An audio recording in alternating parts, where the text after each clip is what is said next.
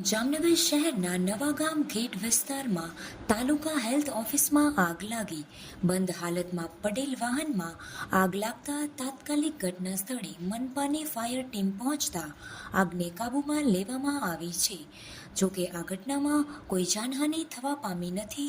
એક જ fire fighter દ્વારા આગને કાબૂમાં લેવામાં આવી છે.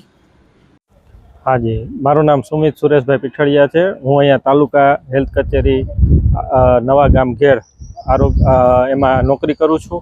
અને અમે અચાનક અહીંયા કામ કરતા હતા ત્યારે જોયું કે પાછળ એક આગનો બનાવ બની ગયો છે.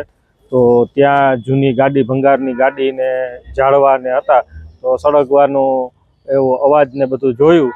તો પછી ધ્યાન પડ્યું એટલે પછી 101ને ફાયરને ફોન કરવામાં આવ્યો અને એ લોકોએ તાત્કાલિક જ અહીંયા આવી અને આગને ઠારવાનું કામ બહુ પૂરજોશમાં કરી અને અહીંયા આગ ઠારી છે.